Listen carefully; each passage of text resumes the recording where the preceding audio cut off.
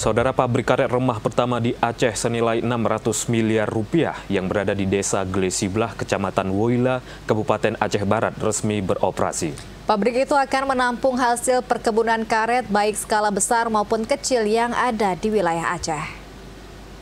Sebuah tonggak penting dalam industri karet nasional tercapai dengan beroperasinya pabrik pengolahan karet remah pertama dan satu-satunya di Provinsi Aceh.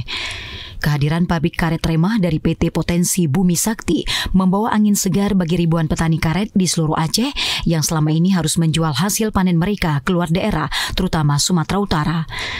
Dengan kapasitas mesin terpasang sebesar 5 ton karet kering per jam atau 10 ton karet basah per jam, pabrik yang dibangun di atas lahan seluas 25 hektar di Kecamatan Woila, Kabupaten Aceh Barat, menargetkan pengolahan hingga 100 ton karet kering per hari atau sekitar 30.000 ton per tahun.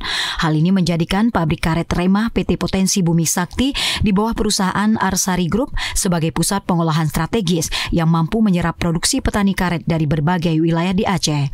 CEO Arsari Group Hashim Joyo Hadikusumo saat peresmian mengatakan bahwa selama ini petani karet harus menanggung biaya angkut dan menghadapi fluktuasi harga yang tidak menentu.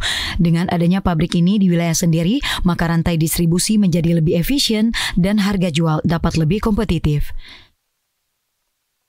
Kalau sudah ada stok cadangan dan bahan baku itu cukup, kita nanti akan ekspansi. Kita akan pasang line kedua, ya, untuk nanti bisa lipat ganda dari 2.500 ton per bulan jadi 5.000 ton per bulan, ya.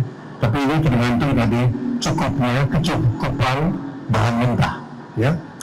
Dan saya kira Bapak sudah lihat di sini pabrik ini sengaja dirancang untuk bikin 2 line, ya. Sehingga sekarang baru 1 line.